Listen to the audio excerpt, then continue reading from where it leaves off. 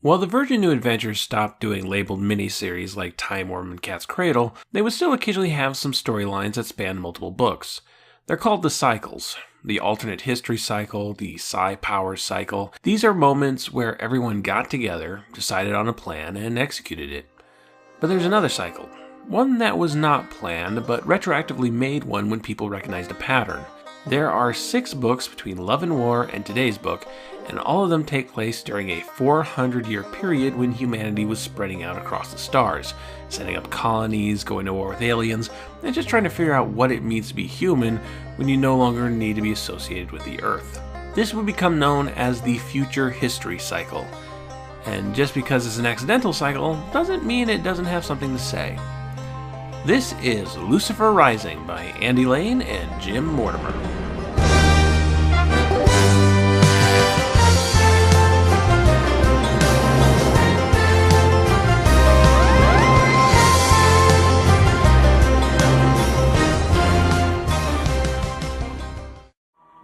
A lot of the Virgin New Adventures we've covered thus far have been slow starters. They let things stew a bit before the plot really gets rolling. It can take chapters before the Doctor and his companions even become involved. Not here. We open with a woman in an advanced space suit falling to her death through an alien atmosphere. No lead up, just bam, the final moments of a woman's life. This is Paula Engado, and the planet she is dying on is Lucifer, a gas giant that's home to a mysterious, elusive alien race known as the Angels. The year is 2157, and Paula is part of a research team called Project Eden, trying to solve the mysteries of Lucifer and 2 of its moons, Moloch and Belial, which house structures and technologies of a long-lost race. The tech is obtuse, giant metallic mushrooms that seem to respond to emotion, power that seems to come from nowhere. The 2 moons are kept in an impossible geosynchronous orbit thanks to the bridge, a long tube that connects the 2 moons like a magic elevator. Project Eden has so many questions. Where's this power coming from? How did all this ancient alien advanced tech work? What happened to the alien race that lived here? What are the Angels? But now, there are only 2 questions. Why did Paula enter Lucifer's atmosphere on her own? And why did she die? Was she trying to get away from someone? Did her suit malfunction? Well, someone has a suggestion. I'm sure it's occurred to all of you that there are 4 possible explanations for Paula's death. The first is a technical malfunction on the suit itself. The second is carelessness on Paula's part. The third is some sort of action by the Angels, which implies that they might be more aware of us than we had thought. The fourth is Lucifer itself, an unexpected quirk of the planet or its atmosphere that caught Paula unawares. "Excuse me," said a quiet voice, "but you seem to have forgotten the 5th possibility." Miles Engado turned to look at the man who stood by the door. "And what is that?" he queried. "Murder," said the Doctor. And with that, we kick off what's basically an Agatha Christie mystery. In space! Though the Doctor isn't playing the role of Poirot as you might have expected. No, he, Bernice Summerfield, and Ace are all firmly on the suspect list. Instead, the role of detective is given to a man named Bishop. He's an adjudicator, part of an organization designed to spread law among the space colonies, running wild with their own little governments. The adjudicators were introduced in the 3rd Doctor serial Colony in Space, in which the Master impersonated an adjudicator to get his hands on a doomsday weapon. Those familiar with that story might go into this book, see this other adjudicator, and may have a knee-jerk reaction to his presence. This guy can't be a good guy. The Master was also an adjudicator. Bishop is also clearly a mirror to the Doctor. He's short, he dresses like a clown, he's very smart and holds a lot of cards close to his chest. Bishop is what the Doctor might be if the Doctor believed in authority. He's not a bad person, not really, but he is about as socially politically opposed to the Doctor as you can get, only further emphasized that the Doctor is feeling especially anarchist today. The first thing the Doctor does, chronologically, is use spray paint to cover up a security camera. Oh, my little punk heart, calm thyself. I say chronologically because the first part of this book is from Bishop's perspective as he searches through the security footage, sliding back and forth in the timeline and skipping days worth of actual plot. This allows a few things. One, it brings the Doctor and friends into the story earlier and skips the potential boring bits of them integrating with the crew in Project Eden. Any uncomfortable conversations of, where did the funny little man come from, are passed by, and when the book starts, they've already made friends and connections. This is great for pacing, In most Doctor Who stories, that stuff is just busy work. It's not that this story needs more content. At 346 pages, it's the longest book of the series thus far. We don't need another 40 pages on top of that of the Doctor introducing himself. The other thing this opening section does is that it allows characters to learn information off screen, if you'll allow the film term. By the time the story starts moving linearly, everybody knows something. Everybody has a piece of the puzzle. But what they know is left a mystery to the reader. The Doctor is, of course, as enigmatic as ever. He always knows more than you know, and is playing fourth-dimensional chess while everyone else is playing checkers. Betty doesn't have a great deal to do in this book, but she does end up discovering the secret of one of Project Eden's crew members, and struggles with how to handle that information. And then there's Ace. Oh boy, is there Ace. Ace was the one who suggested the Doctor bring the TARDIS here in the first place. Why? She never really says, but she clearly has an ulterior motive. She keeps going off on her own, breaking into people's offices and checking their computers. She's looking for something, and not even the Doctor seems to know what her game is. A lot of the book's tensions come from the fact that Ace, having spent 3 years away, has changed in ways that are not yet known. The last book introduced the basic idea of New Ace, but this is the book that really explores what New Ace means, what her relations with her TARDIS mates might be, and what her motivations are going forward into the series.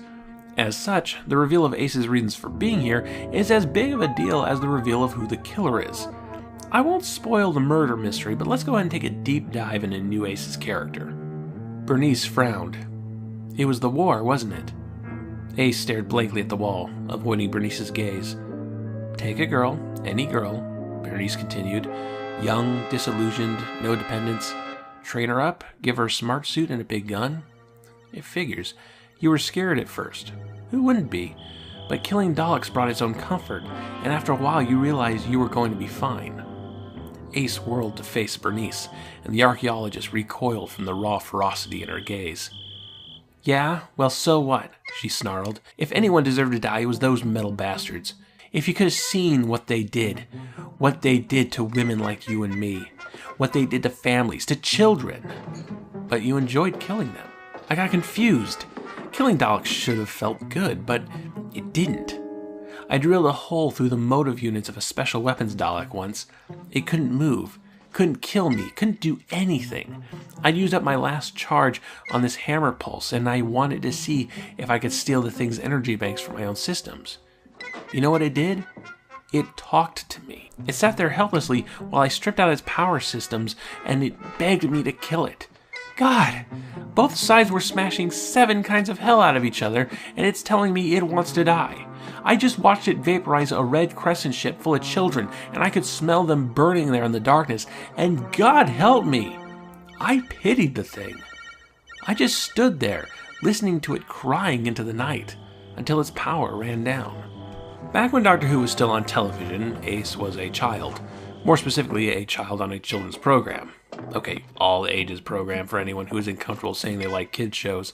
While actress Sophia Aldred was 25 when she joined the show, Ace was written as 16, firmly in the middle of her rebellious teen stage where she thinks she knows everything but really has a lot of growing up to do. This was further emphasized with Ace and the Doctor's relationship, that of student and teacher. The Doctor shaped many of their adventures as things to learn from, and even went to places where Ace could directly confront her hang-ups and fears. Plus, Ace calling the Doctor a professor. She's arguably the youngest coded companion since Susan, though in very different ways. That's not to say that Ace isn't awesome. She's badass and I want to be here when I grow up. But the thing about children is that they tend to leave. While yes, Ace's departure in Love and War was to help the writers reset the character into something they could all agree on, it also felt like a natural continuation to Ace's relationship with the Doctor, that of the young daughter breaking away from the father to find her own place. Ace went to college, and by going to college, I mean becoming a soldier in intergalactic war against the Daleks. This experience was long and it was linear. It wasn't a series of bracketed adventures like her time with the Doctor. Conflicts bled into each other, and Ace had to find her own lessons, create a path for herself. And now she's back from college. She hooked up with some political rallies and read some Ayn Rand, and now thinks she's so much smarter than her teacher/father figure. After all, she's in her early 20s. You've basically done growing up, right?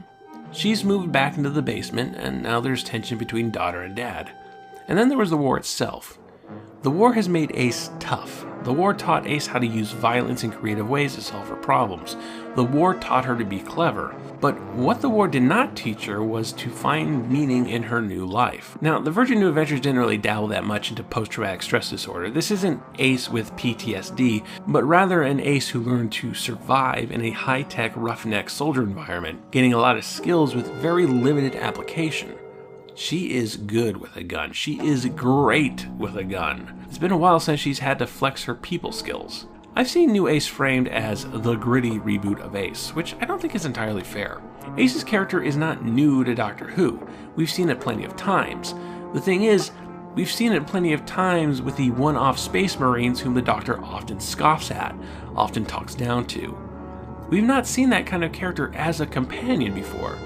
It's like if in Star Wars, a random stormtrooper became one of the main good guys. I mean, can you imagine? It's really only the Doctor's past relationship with Ace that even allows this to happen. Even today, the Doctor doesn't look too kindly to soldiers, to those who see exclusively violent solutions to conflicts. But I guess you're family, so I'll put up a futon in the basement. But then there's a twist.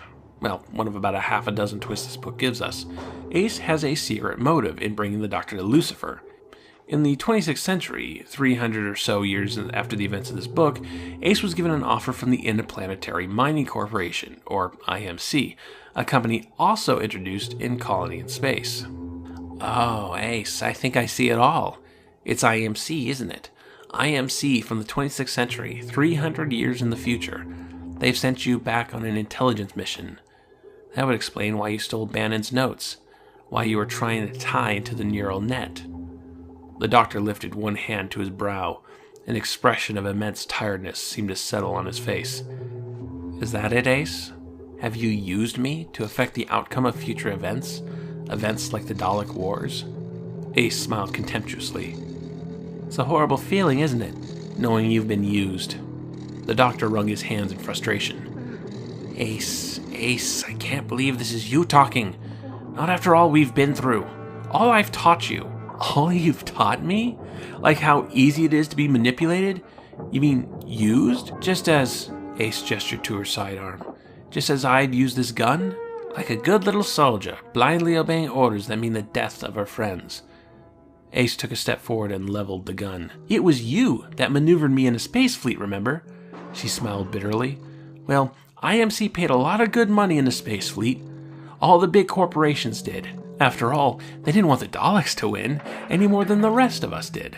I served on an IMC ship called the Corporate Strategy for a while. They already had records of you and some pathetic companion of yours, and they knew that you were probably a time traveler. So they asked me to go on a mission for them. They didn't order me. They didn't even try to manipulate me. They asked me. And they told me that in the time of the Third Dalek War, the location of this star system is of paramount strategic value, and neither the Daleks nor the Alliance can come anywhere near it.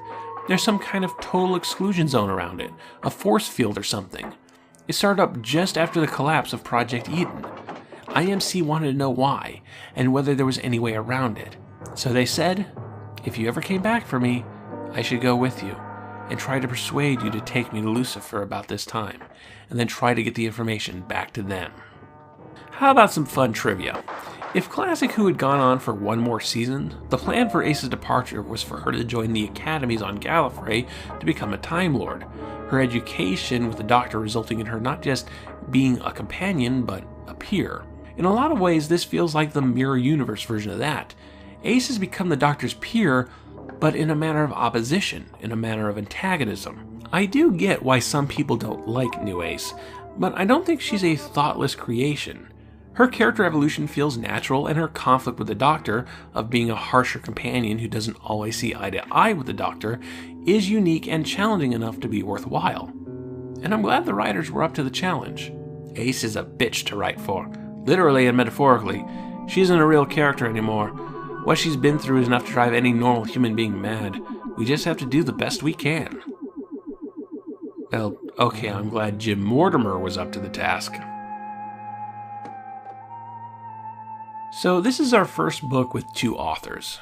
We'll have more of these down the line, but this is the only time two authors are introduced to the series this way.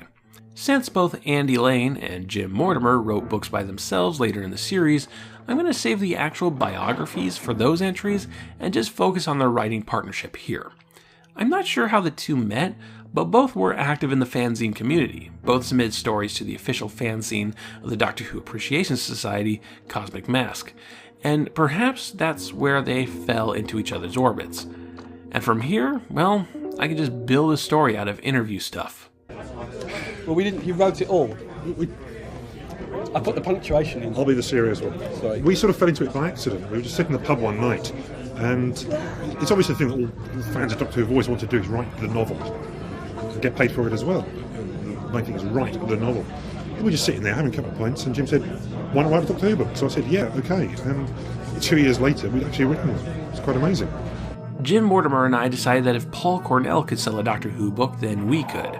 By which I don't mean that Paul's stuff was bad, just that he came out of the fanzines that I'd been in, and people had said equally nice things about both of us. We sent in a proposal. Peter Dogwell Evans rejected it because it was too like standard TV Doctor Who. We sent in another proposal. Peter rejected it because it was far too weird. It was called Body Shock, and started out when the Doctor and Ace woke up in the bodies of giant lobsters separated by millions of years on an alien planet. I can see what Peter meant by it being weird.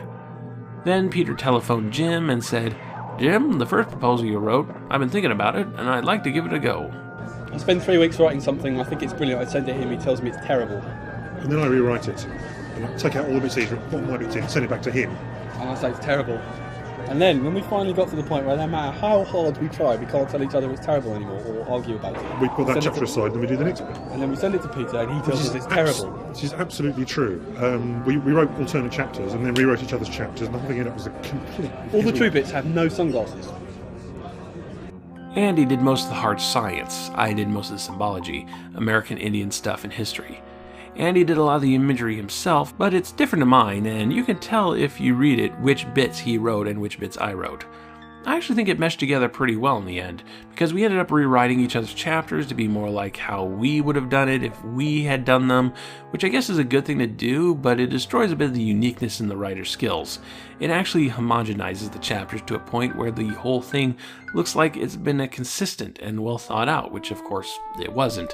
It was the first book that either of us had written, and it was written on the fly. I was working on a laptop computer with an LCD screen that was about 90 years old, and I couldn't read it. It was WordPerfect version 2 or something like that, and it was dreadful. We were shipping each other's discs, and Andy kept it together in the end because he's a bit of an administrator. Some chapters went better than others. In the end, they bought it. So I just wondered if anybody would like some cake. That's very kind of you. That's definite sunglasses off, that is. I'm going to have... Hang on, he's got my icing. Well, I wouldn't dream of taking your icing, actually. You can keep your icing. Basically, it was a sea of rewrites. Andy and Jim wrote alternating chapters, rewrote each other's chapters, did more rewrites at the behest of Peter Darrell Evans, until you end up with a tasty batch of rock soup. It's really not that different from having just one author, except you run the risk of creative differences ruining your friendship forever. Just how different were Andy and Jim? What did they value in fiction and in Doctor Who particular? Well, 1999 saw the release of I Who, an unauthorized guide to Doctor Who novels by Lars Pearson. In it, he asked a bunch of established Wilderness Years writers their thoughts on the franchise, and both Andy Lane and Jim Mortimer were asked two of the same questions. First, by your own private definition, what qualities make a good Doctor Who story? Andy Lane. Villains who act on what they believe are good reasons. Flawed heroes surrounding the Doctor, leading to arguments, betrayals, and eventual reconciliations. A last-minute flash of heroism from the most hated character who sacrifices their own life so that the heroes win. Jim Mortimer. A sophisticated blend of information, supposition, and imagination. The show is designed to appeal to a family-wide spectrum of viewers and present both historical and futuristic with the emphasis on imagination and adventure. What qualities don't? Andy Lane. Villains who want to invade or destroy because they're villains, not because there's a compelling reason. Too much, as you well know, Doctor, dialogue. Too many characters acting out of character or with no character at all. Jim Mortimer. An oversimplification of such a powerful concept. Any of the usual literary vices detract as well, including indulgences, lack of clarity, poor presentation, lack of imagination. It's not hard to suss out from that Andy Lane was invested in character, while Jim Mortimer was more of a big idea guy. This would end up complementing each other very well for this book, which has both a bunch of really strong and interesting characters and a bunch of really interesting philosophical and science fiction ideas, and the both are not separate from each other. For example, you probably caught the reference to American Indian stuff earlier. That's because both Paula Engato and her father Miles are Native American, specifically Tiwa. Miles is especially interested in his family's heritage and traditions, especially their afterlife traditions, what with Miles' daughter being dead and all. Alas, the accuracy of this information seems to be a bit muddled. The Tiwa, which is an ethnic group, not a tribe, are described in this book as being whalers, which is interesting since most of them were located in New Mexico. The Native American people mostly associated with whaling would be the Maca tribe in the Pacific Northwest. I suspect some wires got crossed in research, which isn't the best look, but you kind of have to go, well, how many major Native American characters have you seen in science fiction lately? And that's not all. Project Eden is radically diverse in a way that, if this book was published today, would get a bunch of dingly dorks complaining about Doctor Who getting taken over by the SJWs. Mashi Raban is an electrical engineer for the project, and also a Muslim woman who dresses in a chador and hijab and says Allahu Akbar. She's smart, she's assertive, and I'll tell you right now, she's not the killer. A solid Muslim woman character who is not the bad guy is, sadly, refreshing these days. The project also has Orthodox Jews, Black South Africans, Samoans, Argentinians, Indonesians, Japanese, Scottish, Irish, French, Russians, Norwegians. It has a level of diversity that Star Trek likes to pretend it has. There's even some LGBT characters, though they're mostly there to serve as a surprise later down the line, like, oh, so that character was actually gay? That's why such and such happened. I wouldn't say this book is up to snuff by modern standards. Most of these people are just names and jobs and a couple of interesting quirks, but a science fiction book in 1993? It's got a really solid diversity. All the points for that. But there's a point beyond just meeting a quota. Most of the crew members are in some way religious, and while it isn't outright stated that this is a mission to find God, it sort of is. Of course, all the alien stuff have religious names. Lucifer, obviously, the angels, Project Eden, those are the easy ones. The moons, Moloch and Belial, are named after a Canaanite god and one of the names of the devil, respectively. And then around the final third of the book, a new villain shows up, a multi-dimensional entity hired by IMC to gain control of Project Eden, and its name is... Legion. Probably one of the most overused names in fiction. We are Legion. Yeah, get in line, bud. There's so many Legions. Legion's one of the book's weak links. It's not very interesting as a character, and while it being a creature of 7 dimensions means that there's some trippy imagery surrounding it, it also means we have to get what I come to call the Flatland Lecture. Imagine, if you are able, watching small creatures floating on the surface of a pond. Imagine that these creatures cannot look up or down, but only across the water itself. They are not aware of the air or the depths. Their world is flat. You reach down from your exalted position, beyond their understanding, and put the things on the end of your forelimbs. Fingers into the water. What do these creatures see? After a few seconds, Ace realized that this was not a rhetorical question. My fingers? No, because your fingers exist in 3 dimensions, and they only perceive 2. These creatures see 5 discs suddenly appear in the water. As far as they are concerned, these discs are 5 separate entities. Why should they associate them with each other? But what if you plunge your hand deeper into the water, up to the hinge section, the wrist, up to the wrist? Then the creatures who inhabit the surface of the water will see the 5 discs suddenly merge into one large eclipse. Do you understand? Ace had actually understood some time ago, but if there was one lesson that she would take away gladly from her time with the Doctor, it was that it was better to have people underestimate your abilities than overestimate them. Hey, guys, I love Flatland as much as the next 7th grader, but we need to start coming up with some other metaphors, for flavor, if nothing else. Even Ace isn't impressed. But yeah, Legion, demons from the Bible, the theme continues. There's also religious quotes at the beginning of each section, sometimes straight up Bible quotes. So the book obviously wants you in a religious frame of mind. So Reframe Project Eden, not as a scientific mission, but as a mission of faith. What are they trying to accomplish? They're trying to speak to angels in order to stave off the apocalypse. Oh, yeah, I forgot to mention, the Daleks are coming. The first wave of the first Dalek invasion on Earth territory is just starting, with colonies on the outskirts being destroyed by an unknown force. The Earth governments running the project don't yet understand what's going on, but assume that whatever resources Lucifer has, it can help Earth. But here's the thing, the angels are trying to reach out to a higher power themselves.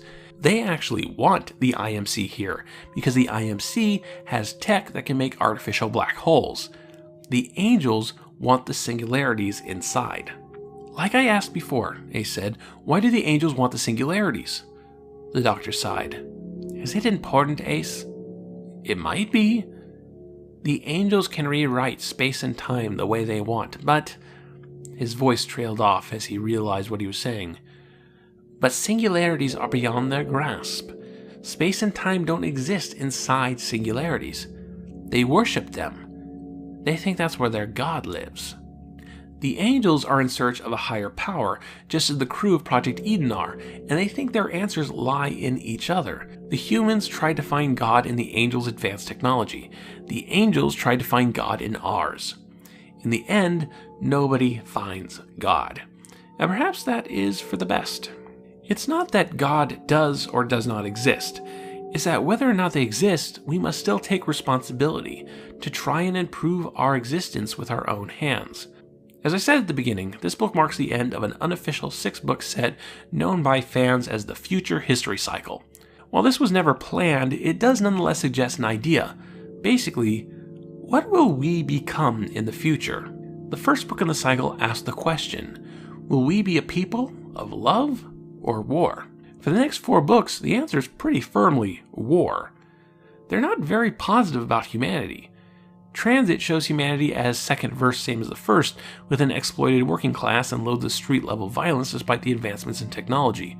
The highest science compared 2 eras of humanity directly and shown them to both to be fools, posturing masculinity that gets everybody killed. The Pit suggested that sick, perverse actions were a part of humanity's nature, from the killings of Jack the Ripper to the vampire worship of the 7 planets. Nothing changes. We're all a little bit evil. Deceit was hyper-violent, where the demand for killers was so high, even the clones of famous criminals were in high demand. But Lucifer Rising, the final book of the cycle and thus the final word on the matter, refutes all of that. Not that it's not violent, it's still a murder mystery that ends up racking up a pretty hefty body count. The future is still at the whim of giant evil corporations, but at the end of the day, it's a story about people. It's about how people connect with each other, how they work together, and what it means when they're gone. The death of Polengado isn't just a dead body to kick off the plot. She was a person who had accomplished things, who had friends and loved ones, who mattered a great deal. As is everyone else on Project Eden. All their deaths are felt. These people of radically different races, nationalities, religions, sexualities, and backgrounds came together because they felt they could do something positive and powerful together. The book is littered with small moments of people just being nice to each other. Movie nights in the lounge, making lighthearted jokes about the crummy food machine, sharing a drink, just walking around and chit-chatting, falling in love with each other. Yes, the future, however it plays out, will provide us with new and complex problems of our own making. But on an individual level, we are people who try to connect with each other and hope we're doing the right thing. And on an individual level, we must do what we can to make it work. God or no God. The end of the book sees the Doctor, Ace, and Benny having to put aside their personal hang-ups in an ultimate act of empathy, to see through each other's eyes, walk in each other's shoes, understand each other as people if they are to pull this off and put an end to this madness. It's not a clean conclusion, because nothing ever is.